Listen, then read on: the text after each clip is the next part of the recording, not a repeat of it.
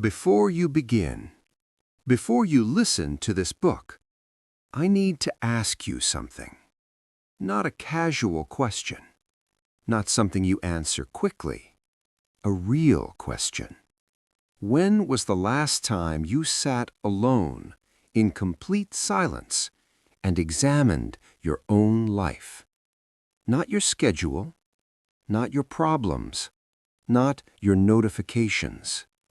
Your life, your direction, your thinking, your fears, your habits, your choices. Most people never do. They wake up, they react, they scroll, they rush, and they repeat, and they call it living.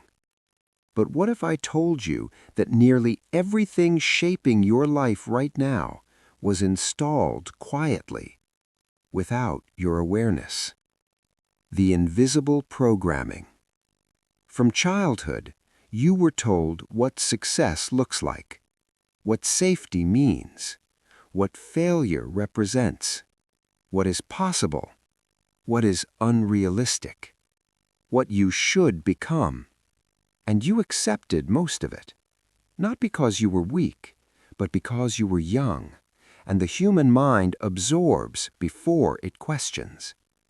School taught you what to memorize. Society taught you what to fear. Environment taught you what to expect. Media taught you what to desire. But who taught you how to think independently? Very few. And that is where this journey begins. This is not just a book. What you are about to hear is not motivational hype. It is not surface-level inspiration. It is not positive thinking wrapped in soft language.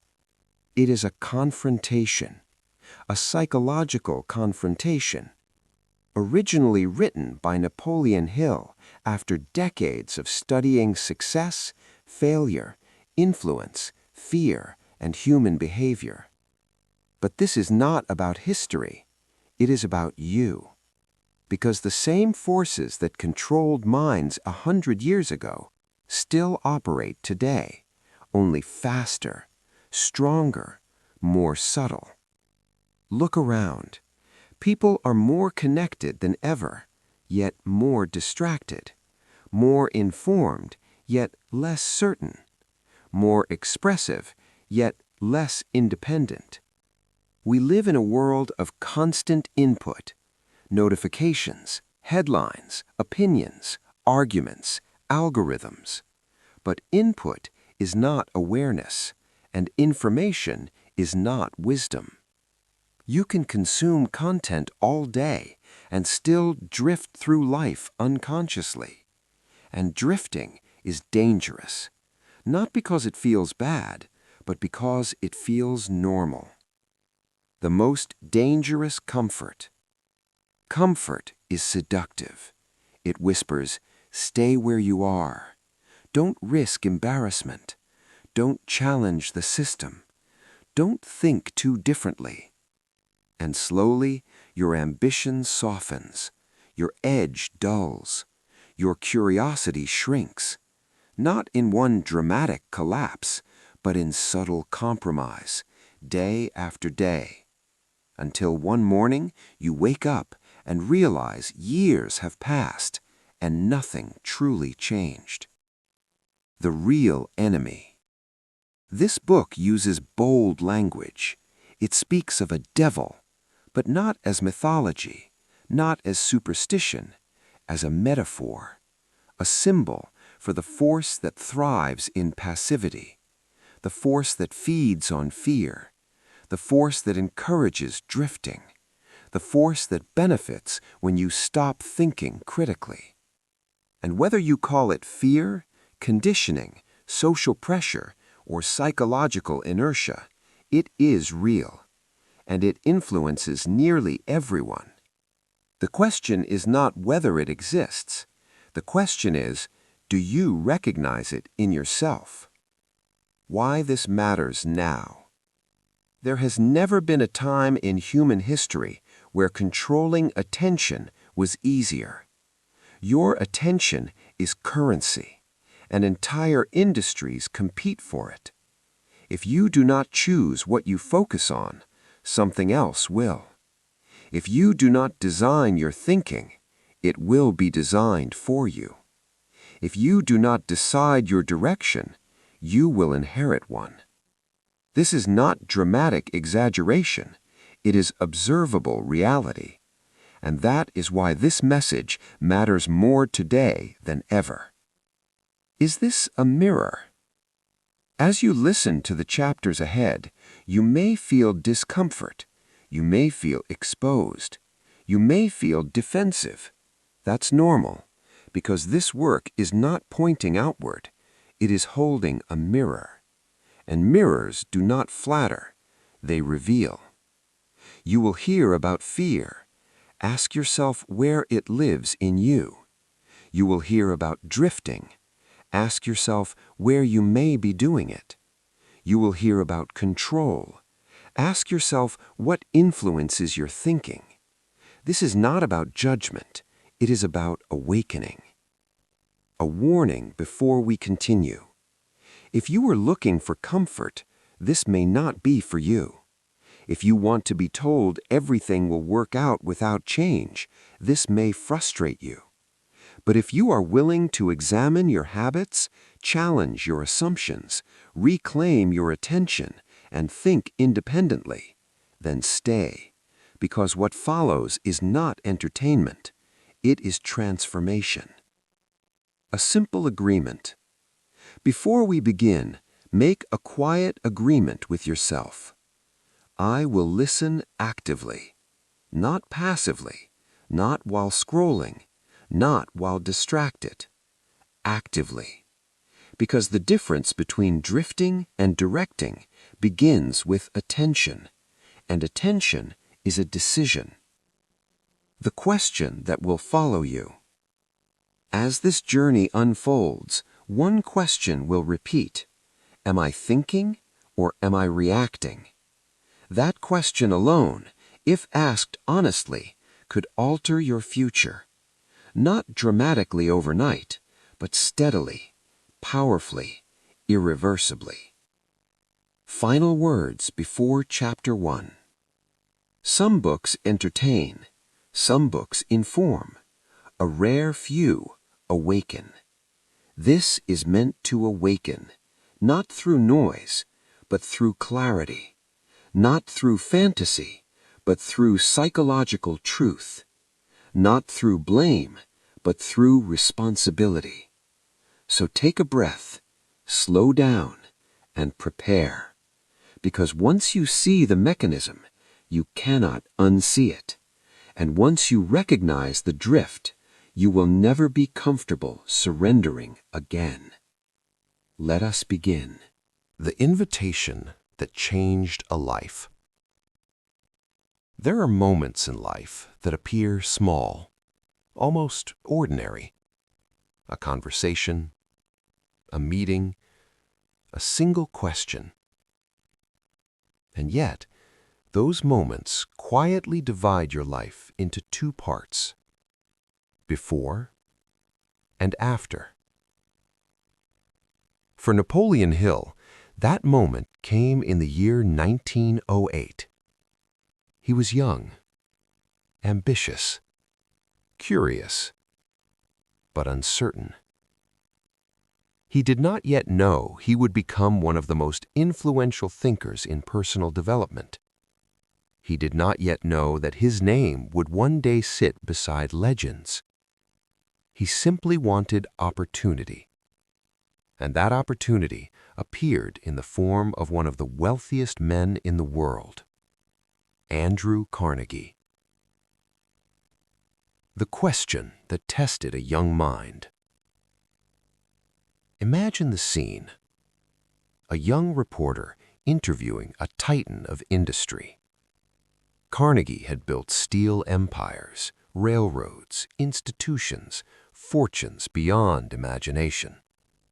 But what he was about to build that day was something even greater. A mission. After the interview concluded, Carnegie looked at the young Hill and asked a question that would alter history. Do you have the courage to dedicate 20 years of your life to study success? 20 years. No guaranteed income, no fame, no certainty. Just study, observation, analysis, and a promise. If you complete this work, you will give the world a philosophy it has never had before. Pause. Think about that. How many people today would commit 20 years to a mission with no applause? How many would choose long-term purpose over short-term comfort? Hill said yes. Not because he was fearless, but because something inside him recognized the weight of the opportunity. And that something is where this story truly begins. Success is not luck, it is law. Carnegie believed something radical. He believed success was not random. It was not reserved for the lucky. It was not genetic. It followed principles. And if those principles could be identified, they could be taught. Carnegie told Hill, the world teaches everything except how to live successfully. Schools teach information. They do not teach direction.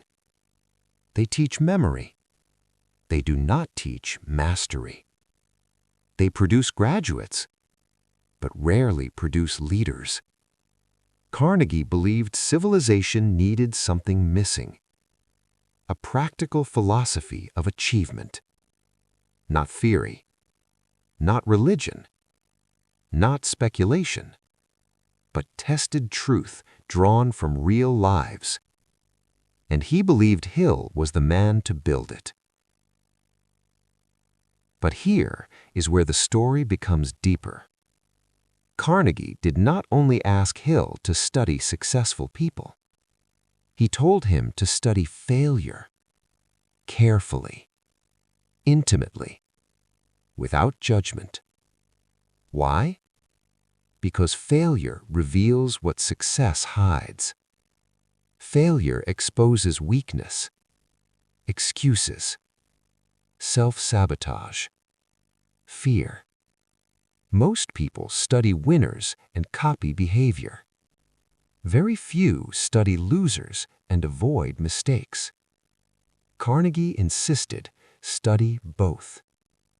And that instruction would later become the seed of one of the most powerful ideas in the entire philosophy. The idea that failure is not the opposite of success. It is part of its construction. Before the meeting ended, Carnegie said something that would haunt Hill for years.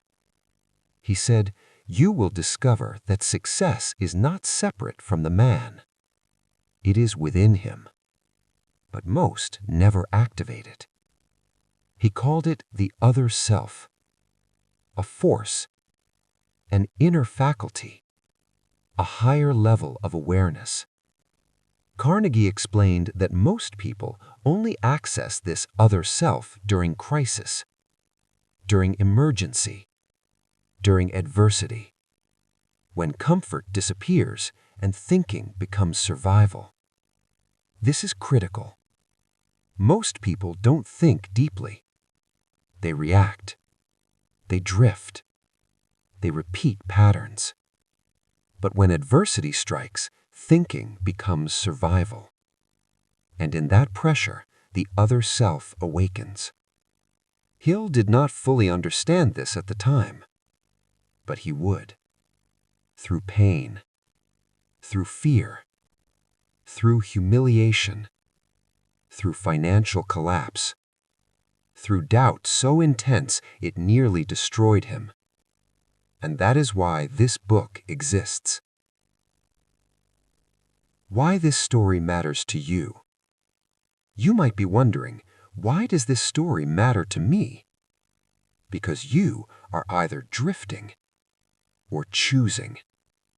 You are either reacting to circumstances or designing your direction. Carnegie's challenge was not just for Hill. It's for you. Do you have the courage to study your own life for 20 years? To analyze your weaknesses? To confront your fears? To refuse excuses? Because here's the truth. Most people want success. Few want the responsibility that comes with it. Carnegie understood something few understand today. Success is not about money. It is about mastery over self. And mastery over self requires confrontation, not comfort. The cost of a mission. Hill accepted the challenge. But acceptance is easy. Execution is brutal. 20 years became 25. Interviews with more than 500 successful individuals. Conversations with inventors, presidents, entrepreneurs, leaders. But also analysis of over 25,000 failures. Think about that number.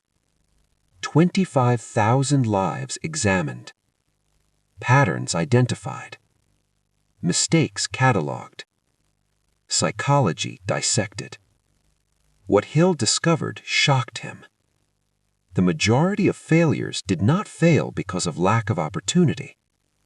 They failed because of indecision, fear, lack of persistence, negative environment, drifting. Drifting. Remember that word. It will become central later. But for now, understand this.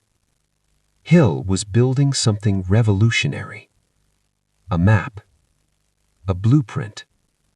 A guide for those willing to think. The seed is planted. When Hill left Carnegie's presence that day, he was no longer simply a writer. He was a student of destiny. He had been given a mission. But he did not yet know that the most important part of the mission would not be studying others. It would be studying himself. Because before you can teach mastery, you must confront your own fear. Before you can organize success, you must survive failure. And before you can awaken the other self, you must meet the enemy within. That enemy is what this entire journey will expose. And in the chapters ahead, we will confront it together. A new world is revealed. There are two kinds of transformation in life. The first is gradual. It happens slowly, almost invisibly, like the changing of seasons. The second is violent, sudden, unplanned, forced upon you by circumstance. Napoleon Hill experienced both, but it was the second that revealed a new world to him. And it did not come through success, it came through collapse.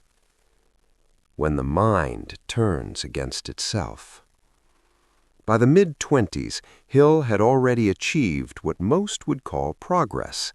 He had built businesses, launched publications, earned money, lost money, recovered, expanded. On the outside, it looked like movement, but inside, something was breaking. Discontent, restlessness, and unexplainable dissatisfaction. Have you ever achieved something you once desperately wanted, only to feel strangely empty when you got it?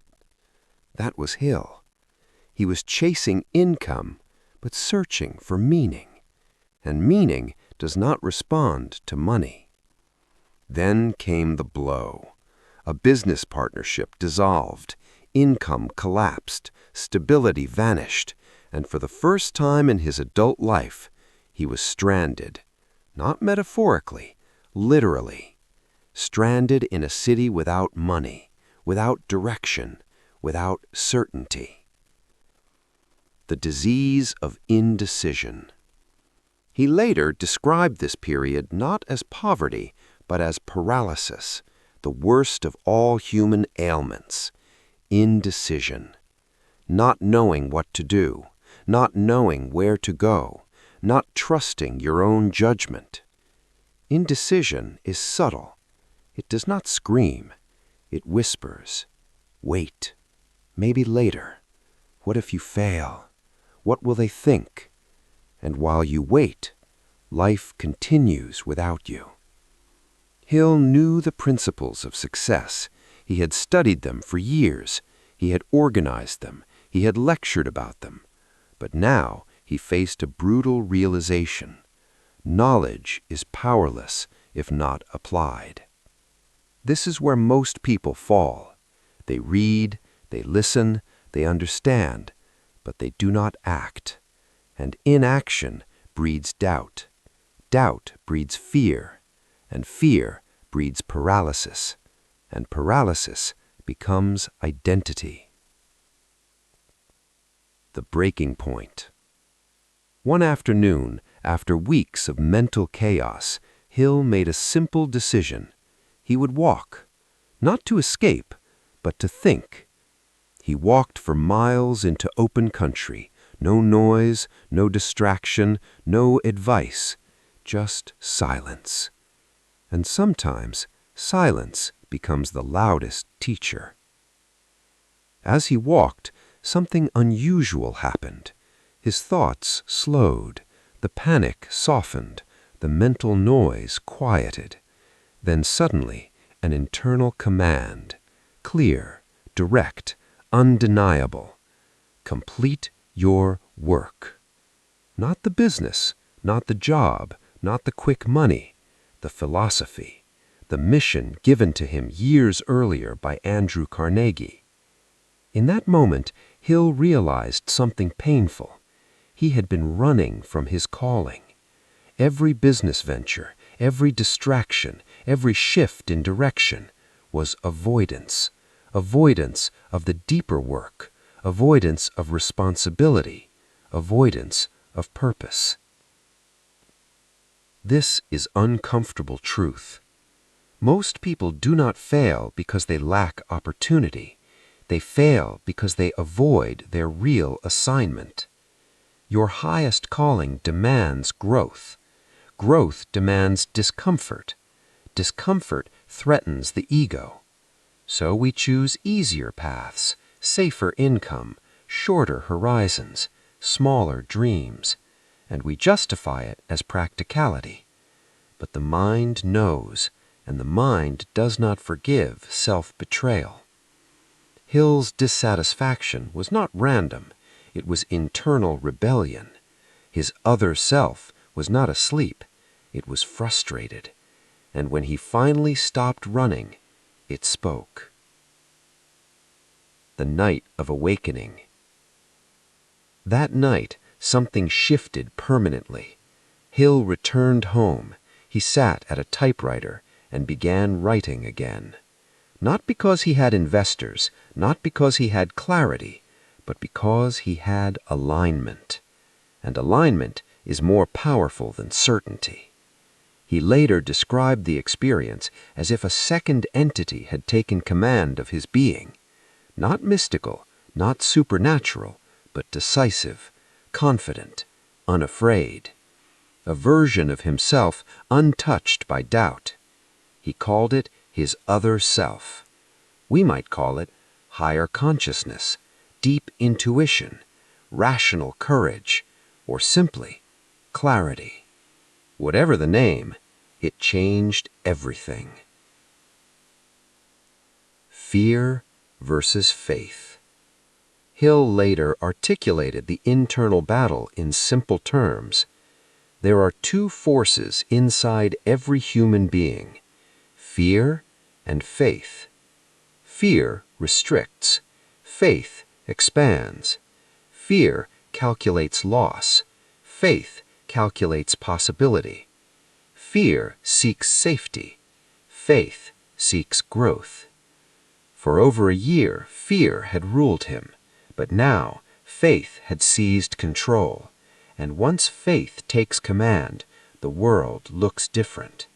Opportunities appear where walls once stood. Ideas surface where confusion once lived. Solutions present themselves naturally, not magically, naturally, because clarity reorganizes perception. The psychology behind the shift. Let us pause and analyze. What actually happened? Hill stopped reacting. He began deciding. He stopped worrying about outcome. He began focusing on mission. He stopped asking, "What if I fail?" He began asking, "What must I complete?" This is critical. When your attention shifts from fear of loss to commitment to purpose, your brain reorganizes priorities. Energy increases, creativity returns, confidence grows. Not because circumstances changed, but because interpretation changed. And interpretation is power. The dangerous comfort of drifting. Hill recognized something terrifying during this period.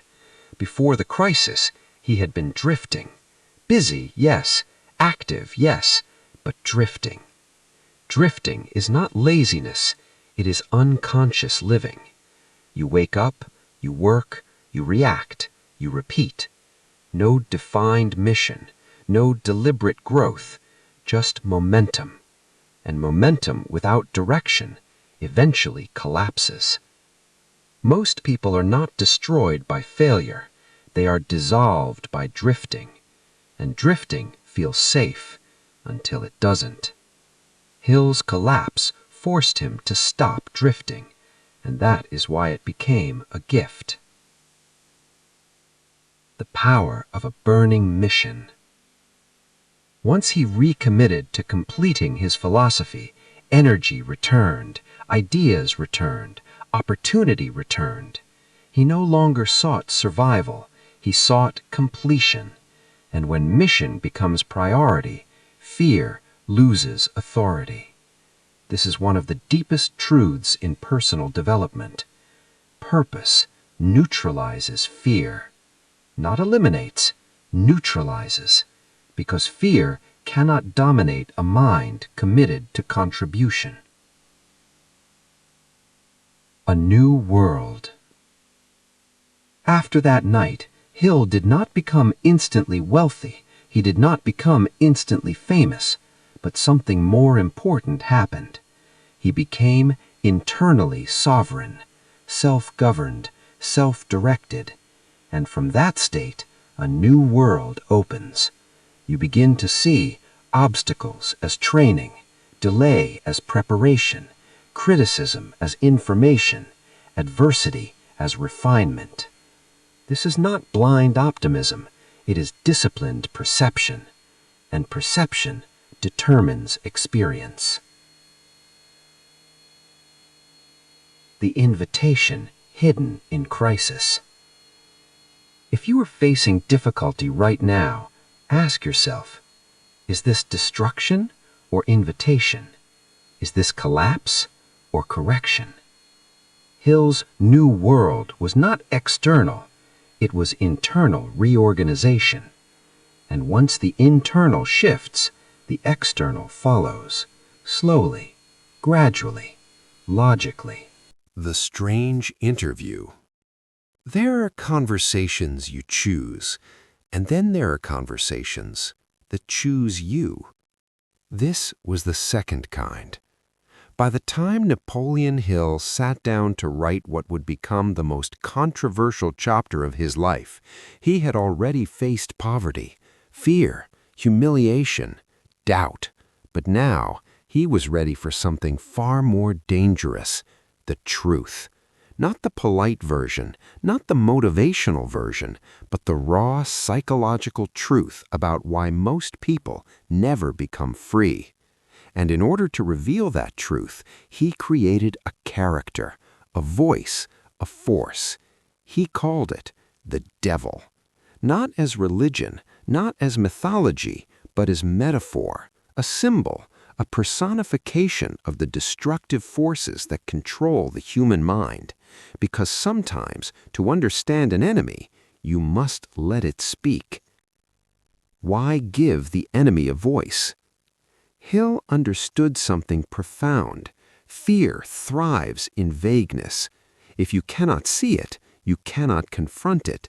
If you cannot define it, you cannot defeat it. So instead of describing fear academically, he dramatized it. He imagined an interview, an interrogation, a confrontation, where he would question the very force that enslaves the majority of humanity, and he would force it to confess. This was not insanity, it was strategy. Because when you give your enemy a face, you remove its invisibility, and invisible enemies are the most dangerous kind. The opening question. Imagine the scene, a silent room, a pen, a mind sharpened by adversity, and then the first question. Who are you? The answer did not come softly, it came with authority. I am the force that controls the minds of those who do not think. Think about that. Not the minds of the weak, not the minds of the poor, not the minds of the uneducated, the minds of those who do not think. This is critical. The greatest danger to human freedom is not lack of resources, it is lack of independent thought. The devil, in Hill's metaphor, does not control through violence, it controls through suggestion, through influence, through fear, through distraction, through habit, through drifting. The greatest weapon? Fear. When Hill pressed further, what is your primary weapon? The answer was simple. Fear. But not one fear, 6 core fears. Fear of poverty, fear of criticism, fear of ill health, fear of loss of love, fear of old age, fear of death. Study that list. Every major life decision you have ever hesitated on was influenced by one of those fears. You did not apply for the opportunity, fear of rejection. You did not launch the idea, fear of failure. You stayed in the wrong relationship, fear of being alone. You avoided risk, fear of poverty. Fear does not need to be loud, it only needs to be present.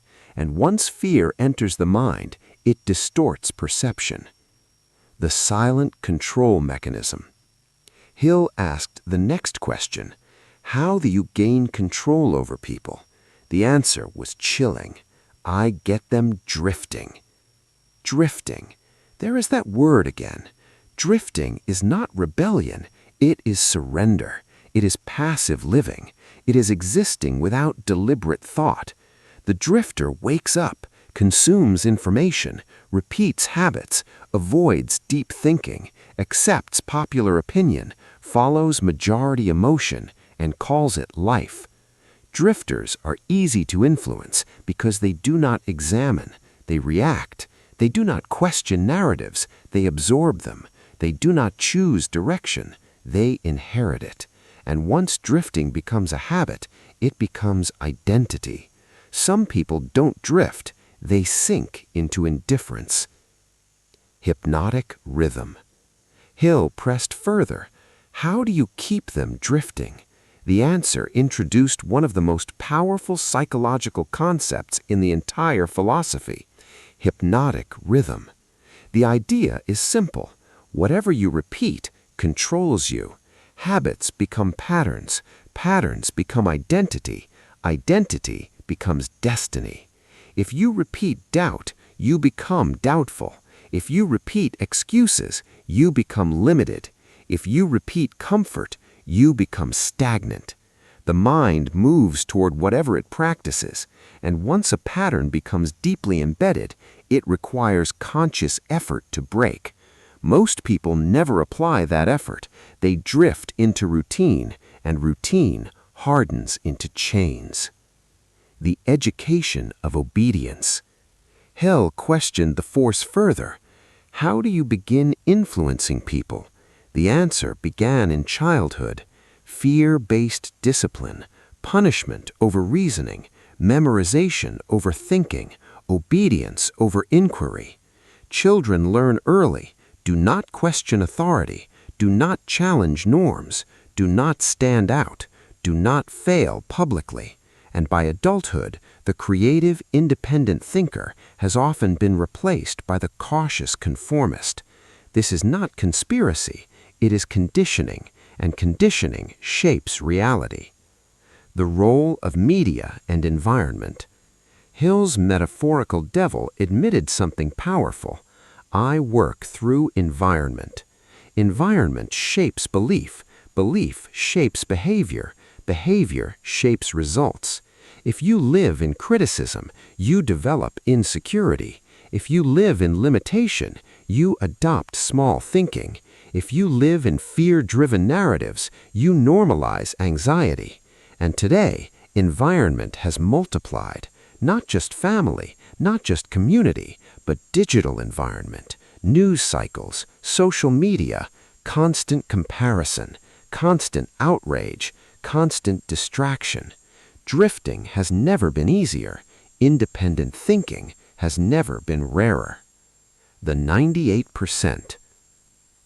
One of the boldest claims made in the interview was this: I control 98% of people. Why? Because only a small percentage think deliberately. Most react emotionally. Most follow trends. Most seek approval. Most fear standing alone. Independent thinkers are dangerous because they cannot be programmed easily. They question, they analyze, they verify. And once you develop that habit, control weakens. The path to freedom. Hill then asked the most important question: how does a person escape you? The answer was surprisingly clear: definiteness of purpose, self-discipline, controlled thought, faith over fear, continuous learning, association with independent thinkers, action despite uncertainty. In other words, freedom is not granted, it is constructed, daily, deliberately, and most people never build it. The psychological truth. Let us step outside the metaphor. The devil in this interview is not supernatural. It is psychological entropy, mental laziness, unexamined fear, unquestioned influence, the voice that says, stay safe, blend in, do not risk, do not think too deeply, just survive. That voice exists in every human being, including you, including me. The question is not, does the devil exist? The question is, are you thinking independently, or are you being led by forces you have never examined? Drifting with the devil. There is a tragedy worse than failure, worse than poverty, worse than criticism. It is this: living an entire life without ever consciously choosing it. This is drifting. And according to Napoleon Hill, drifting is the silent epidemic of humanity. Not dramatic, not violent, not obvious, but devastating. Because drifting does not destroy you suddenly, it dissolves you gradually. What is drifting, really? Drifting is not laziness. It is not lack of intelligence. It is not lack of opportunity. Drifting is the absence of deliberate thought. It is living by reaction instead of intention. The drifter wakes up when the alarm rings, not when purpose calls. He works for income, not for mission. He consumes opinions without examining them. He follows trends without questioning direction. He reacts emotionally without pausing intellectually. And over time, reaction replaces reasoning, habit replaces vision, comfort replaces growth. Here is the paradox. Drifting feels comfortable. It feels safe. It feels normal. Because the majority is drifting. When everyone around you is reacting, consuming, scrolling, worrying, complaining, drifting becomes invisible. But comfort has a cost. Every day you do not choose direction, circumstances choose it for you. Every day you avoid defining purpose, you inherit someone else's agenda. Drifting is not dramatic loss, it is slow surrender. The mechanics of mental surrender. In the interview, the metaphorical devil claimed he controls people through habit. Let's analyze that psychologically. The human brain loves efficiency. Once it forms a routine, it protects it. Why? Because routines conserve energy. But what begins as efficiency can become imprisonment. You wake up at the same time, commute the same way, think the same thoughts, complain about the same problems, fear the same risks, repeat the same excuses. Years pass, nothing fundamentally changes. Not because you couldn't change, but because you never interrupted the pattern. Drifting is hypnotic rhythm unchecked. Signs you may be drifting. Are you waiting for motivation instead of acting with discipline? Blaming circumstances more than examining choices? Consuming more content than creating value? Avoiding risk because now isn't the right time? Saying one day more often than today? These are not moral failures, they are warning signs. Drifting begins subtly. It begins when you stop asking hard questions. The role of fear in drifting. Why do people drift? Because thinking deeply is uncomfortable. Purpose demands commitment. Commitment invites risk. Risk awakens fear. And fear whispers, stay where you are. Fear of poverty. Fear of criticism, fear of failure, fear of standing alone. Most people do not consciously choose safety, they default to it. And over time, safety becomes stagnation. The illusion of busyness. Here is a modern trap.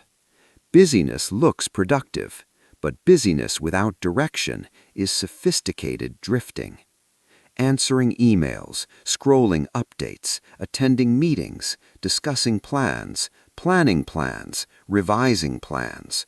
All activity, no alignment. The drifter mistakes motion for progress, but movement in circles is not advancement, it is repetition. Drifting in relationships. Drifting does not only occur in career, it occurs in relationships. You stop communicating deeply. You stop growing together. You stop challenging each other. You remain, not because of alignment, but because of familiarity. Familiarity feels like security, but familiarity without growth becomes quiet resentment. And resentment is drifting of the heart. Drifting in belief. Perhaps the most dangerous form of drifting is intellectual drifting, accepting beliefs without examination, repeating narratives without investigation, agreeing to avoid conflict, silence instead of inquiry. Independent thinking is effortful. It requires research, reflection, courage. But drifting thought requires nothing, just agreement. And agreement feels socially safe, until you realize you no longer know what you truly believe. Why the majority drift. According to the philosophy, Nearly 98% drift. Why so many? Because society rewards conformity more than originality. Schools reward correct answers, not bold questions. Workplaces reward compliance, not disruption. Media rewards emotional reaction, not rational reflection. Drifting becomes adaptive. You fit in, you avoid friction, you minimize criticism. But you also minimize greatness, because greatness requires deviation, and deviation attracts discomfort. The turning point. So how does one stop drifting? Not with inspiration, not with temporary motivation, but with decision, a firm internal declaration: I will no longer live unconsciously. Decision is the interruption of drift. It is the moment you step out of automatic behavior and into deliberate action. Decision may not change your circumstances immediately, but it changes your posture, and posture determines direction. The discipline of awareness. To escape drifting, you must practice awareness, daily awareness. Ask yourself, what did I do today that aligned with my purpose? What fear influenced my decisions? What habit controlled my behavior? Where did I react instead of think? Awareness breaks hypnotic rhythm. It forces examination, and examination restores authority. The price of non-drifting. Let us be honest. Non-drifting is harder. You will stand out. You may be misunderstood. You will face uncertainty. You will confront your weaknesses. You will feel discomfort. But you will also feel alive. Drifting numbs. Decision awakens. Drifting dulls ambition. Purpose sharpens it. Drifting shrinks identity. Vision expands it. The invisible war. There is a silent war inside every human being. Comfort versus growth. Fear versus faith. Habit versus intention. Drifting versus direction. The war is not external.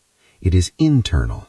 And every morning, without announcement, the battle begins again. Most lose not because they are weak, but because they are unaware that a battle exists. Awareness is the first victory. Decision is the second. Discipline is the third. A practical exercise. Tonight, before sleep, write down 3 areas of your life: career, relationships, health. In each area, ask, am I drifting? Be brutally honest, not judgmental, honest. Then ask, what one deliberate action can I take tomorrow to interrupt the pattern? Not 10 actions, 1. Drifting stops 1 decision at a time. The hidden gift. Here is the irony. Drifting can be reversed quickly once recognized. Years of unconscious repetition can be redirected by a single clear commitment. Because power was never absent, it was unused. The devil in the metaphor does not overpower the strong-willed thinker. He influences the passive mind, and passivity is a choice, which means freedom is also a choice. If you feel discomfort listening to this chapter, good. Discomfort means awareness is rising. Drifting is comfortable, but awakening is powerful. You are not a victim of circumstance. You are not a prisoner of environment. You are not bound by past habit, unless you choose to be. The question is not whether drifting exists. It does. The question is, will you? If drifting is the condition, then we must ask a dangerous question. Who benefits from a drifting population? Not in conspiracy, not in accusation, but in structure. because systems shape behavior, and behavior shapes destiny. In his philosophical confrontation, Napoleon Hill examined two of the most powerful shaping forces in civilization: education, religion. Not as enemies, but as instruments. Instruments that can either awaken independent thinking or suppress it. The difference lies not in their existence, but in their method. The power of early imprinting. The human mind is most impressionable in youth, before critical reasoning is fully developed, before identity stabilizes, before confidence is formed. Whatever enters the mind repeatedly in those years becomes foundation. Children do not question authority, they absorb it. If they are encouraged to ask why, they grow into thinkers. If they are encouraged only to obey, they grow into followers. Neither is inherently evil, but only one produces independence. Education. Information versus formation. Modern education excels at information transfer, facts, dates, formulas, definitions, but rarely does it emphasize decision-making, self-discipline, emotional mastery, entrepreneurial courage, failure analysis. Students are tested on memory, not resilience. They are graded on compliance, not originality. And over time, many learn a silent lesson. Do not challenge the system. Work within it. Fit in. Score well. Avoid mistakes. But life does not reward perfect memory. It rewards judgment. It rewards courage. It rewards initiative. When education prioritizes safety over experimentation, it unintentionally conditions drifting. The fear of being wrong publicly. From early schooling, mistakes are penalized. Red ink, lower grades, embarrassment, comparison. So what happens? Students learn not to risk, not to guess boldly, not to explore controversial ideas. Better to stay safe, better to repeat accepted answers. This pattern often follows them into adulthood. They hesitate to speak new ideas. They fear criticism. They wait for approval. And in that hesitation, originality fades. Religion, faith versus fear. Now we approach carefully. Religion at its highest expression provides meaning, moral structure, community, hope. It has guided civilizations, inspired charity, strengthened families. But like any institution, its influence depends on interpretation. Faith can empower courage, or it can be distorted into fear.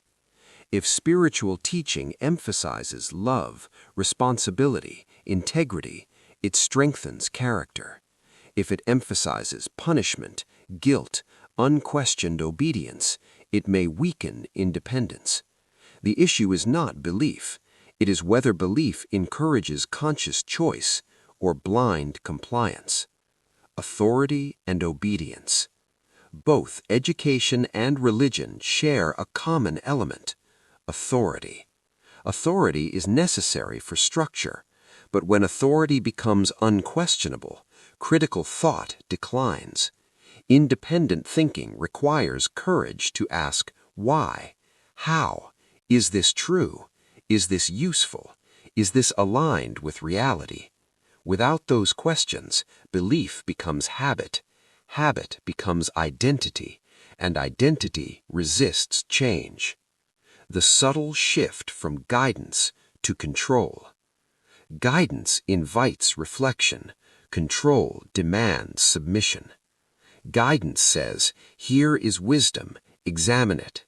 Control says, here is truth, accept it. Guidance builds thinkers, control builds followers. When individuals are not trained to evaluate ideas, they become dependent on external direction, and dependency is fertile ground for drifting. The psychological safety of conformity.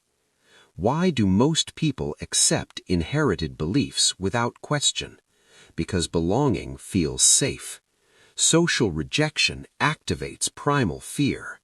Being the only dissenting voice in a room requires emotional strength. Most prefer agreement over isolation, even when agreement contradicts intuition. And so, conformity spreads, not because it is correct, but because it is comfortable. The media amplifier. In earlier centuries, influence was local. Today, influence is global. Information is constant. Opinions are relentless. Fear is marketable. Uncertainty is marketable. When education does not teach media literacy and religion does not teach discernment, individuals become reactive, emotionally triggered, intellectually divided, easily influenced. Drifting becomes digital, and hypnotic rhythm accelerates. Responsibility of the individual. Now we reach the crucial point. It is easy to blame institutions, but power returns when responsibility is accepted. Education can inform you, but it cannot think for you. Religion can guide you, but it cannot choose for you. Media can influence you, but it cannot control a disciplined mind. The final authority over your thought is you. If you surrender that authority, drifting begins. If you guard it, freedom grows. The courage to reevaluate. One of the most powerful acts of independence is reevaluation. Not rebellion for its own sake, not rejection of tradition blindly, but honest reassessment. What do I believe, and why? What habits were inherited, not chosen? What fears were taught, not discovered? Reevaluation is uncomfortable. It may disrupt identity. It may challenge relationships, but growth often requires temporary instability. The balance of structure and freedom. Structure is not the enemy. Structure without reflection is. Faith is not the enemy. Fear-based manipulation is. Education is not the enemy. Mechanical conformity is. The goal is integration, structured learning plus independent thought, spiritual conviction plus rational examination, community plus individuality. When these balance, strength emerges. The awakening of intellectual sovereignty. Intellectual sovereignty means you listen but analyze, you respect but question, you learn but evaluate, you believe but understand why, you participate but remain self-directed. This is rare but powerful. Because once sovereignty is established, external influence loses dominance and drifting weakens. A personal audit. Tonight, consider asking yourself, what beliefs have I never examined? Where did they originate? Do they empower me or limit me? Am I following tradition consciously or unconsciously? There is no need for dramatic change, only awareness. Awareness is liberation. Education can build minds, religion can strengthen souls, but neither can replace individual responsibility. The mind is a sacred instrument, and like any instrument, it must be tuned deliberately. If you do not tune it, someone else will. The question is not whether influence exists, it always will. The question is, are you choosing your thoughts or inheriting them? There comes a moment when awareness is no longer enough. You see the drift, you recognize the fear, you understand the conditioning, But understanding alone does not liberate you. Action does. This chapter is not about identifying the enemy. It is about outwitting it. And to outwit something, you must first understand its pattern. According to Napoleon Hill, the force that controls most human lives is not evil in appearance. It is subtle, predictable, systematic, and therefore defeatable. Step 1. Definiteness of purpose.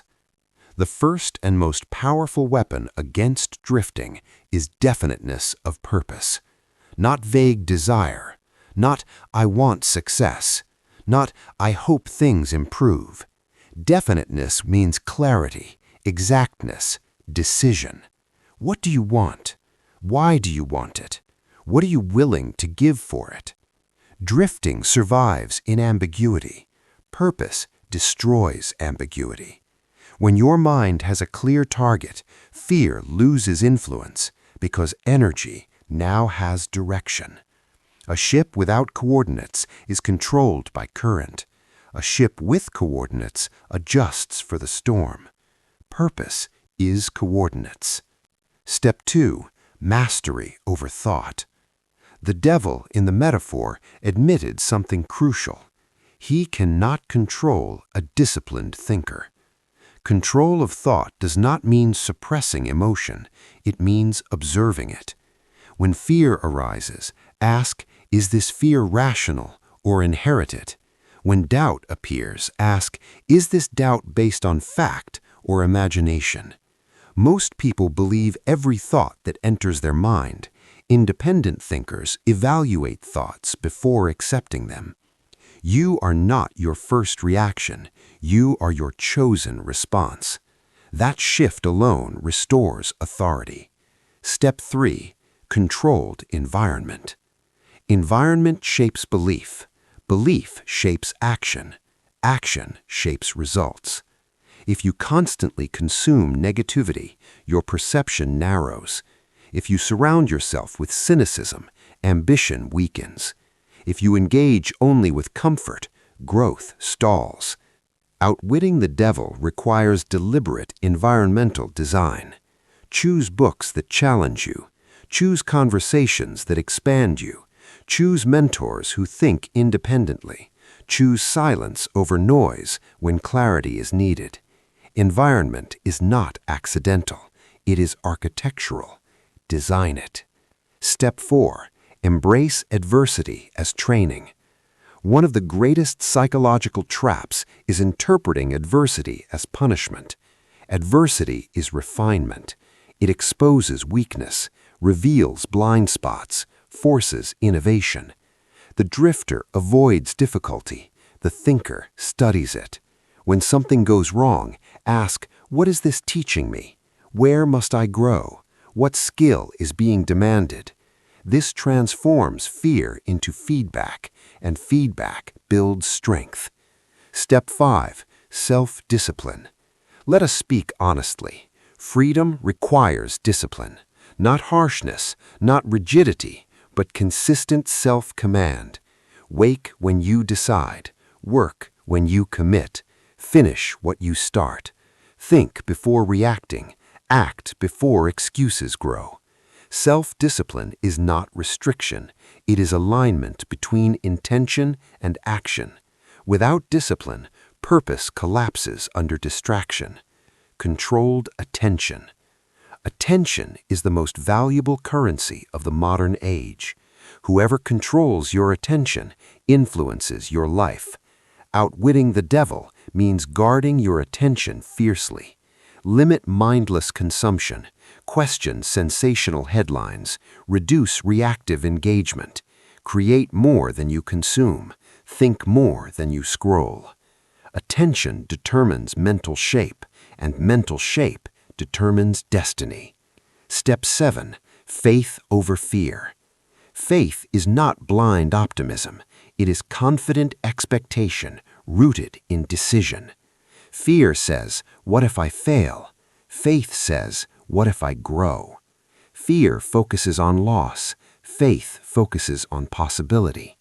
You will never eliminate fear entirely, but you can choose which voice leads. Courage is not absence of fear, it is action despite it, and repeated courageous action weakens fear's authority. Step 8. Independent thought. Perhaps the ultimate act of outwitting is thinking for yourself.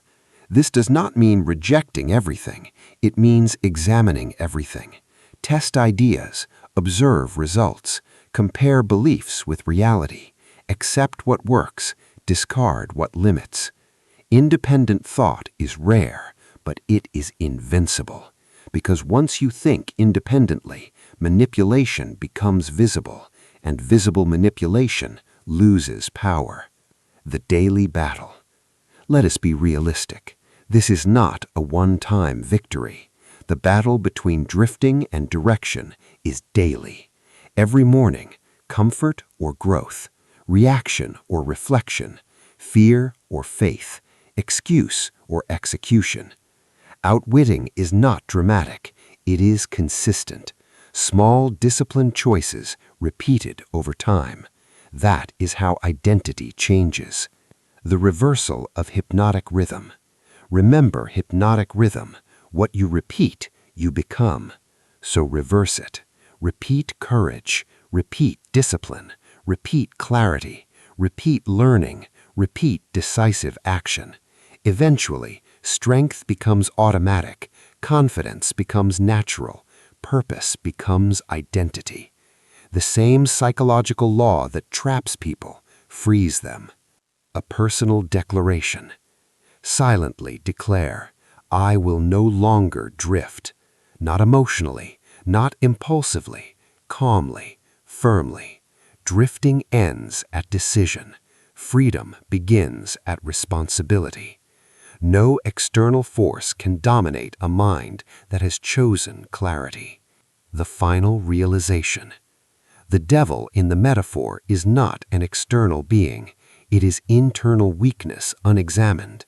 It is fear unchallenged. It is habit unbroken. It is thought unobserved. Outwitting the devil is not spiritual warfare. It is psychological mastery. And mastery is available to anyone willing to practice it. Closing. Music rises slightly. Stronger tone.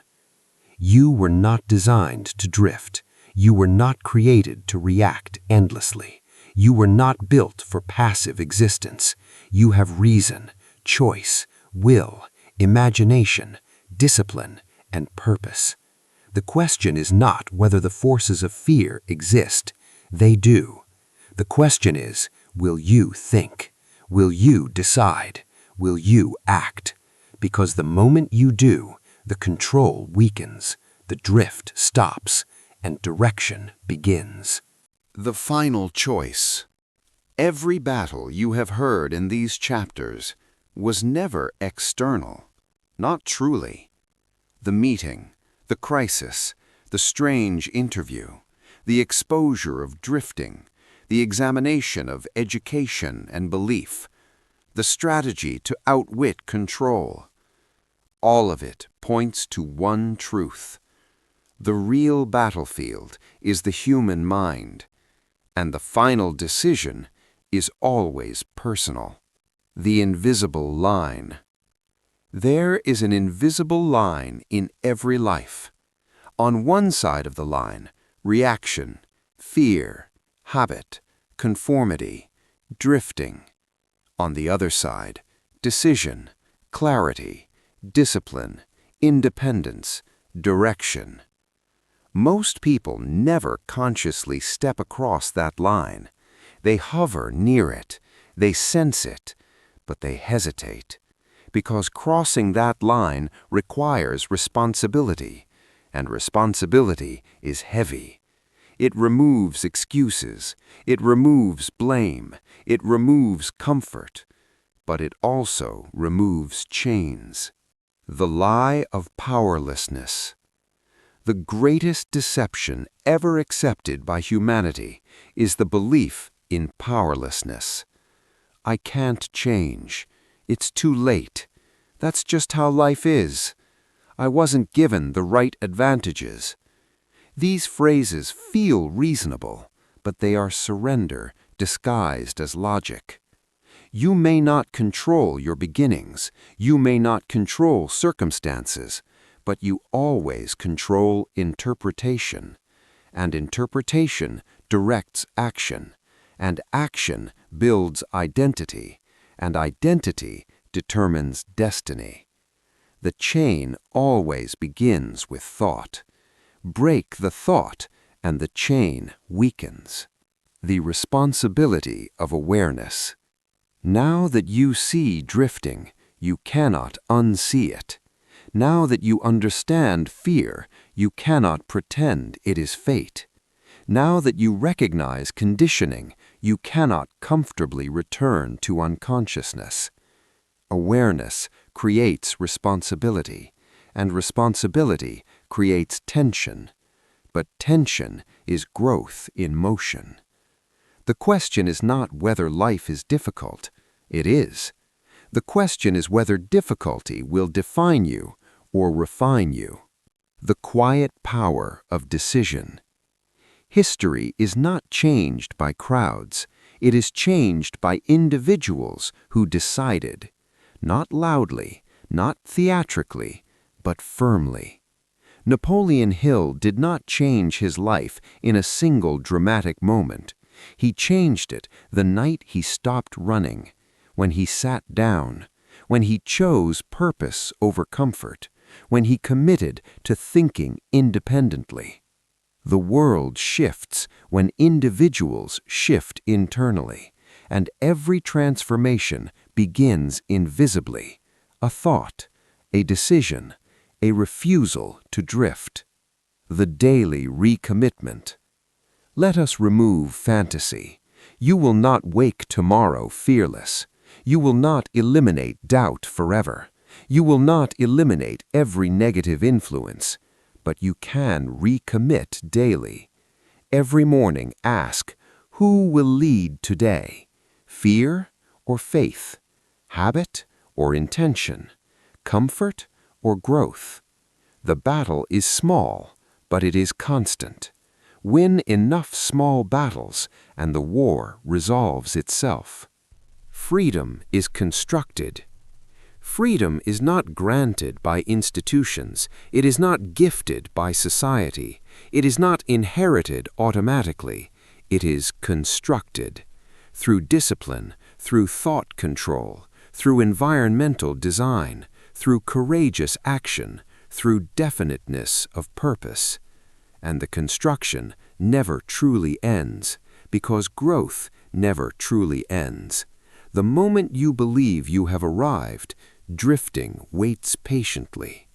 The higher self. There is a version of you untouched by fear, untouched by excuse, untouched by limitation. You have felt it. In moments of clarity, in moments of courage, in moments when you acted despite doubt. That is your higher self. It does not shout. It waits. It waits for permission. Permission to lead. Permission to decide. Permission to build. The devil in the metaphor cannot control that version of you. Only you can silence it or activate it. The cost of inaction. Let us speak plainly. The cost of drifting is not dramatic collapse. It is unrealized potential. It is the quiet regret of knowing you could have done more. It is the subtle ache of unexpressed ability. It is reaching the end of life and wondering what might have been possible. That cost is heavier than risk, heavier than failure, heavier than criticism, because failure teaches, drifting only wastes. A final exercise. Right now, imagine your life 5 years from now if nothing changes. Same habits, same fears, same patterns.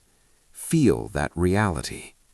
Now, imagine 5 years from now if you think deliberately, act courageously, choose purpose, guard your mind, design your environment. feel that difference. The distance between those two futures is decision. The grand choice. You do not need perfect conditions. You do not need universal support. You do not need guaranteed outcomes. You need decision. Clear, calm, unapologetic decision. I will not drift. I will think. I will choose. I will act. That declaration, repeated daily, reshapes identity, and identity reshapes destiny. The final message. Music slowly rises, inspirational but grounded. This story was never about confronting a supernatural force. It was about confronting mental passivity. It was about exposing fear. It was about reclaiming thought. It was about awakening responsibility. You are not here to exist mechanically. You are not here to repeat inherited limitations. You are not here to drift quietly through decades. You are here to think, to decide, to build, to grow, to awaken others by example. The final enemy is not outside you. It is the temptation to surrender your mind. And the final victory is simple: to remain conscious.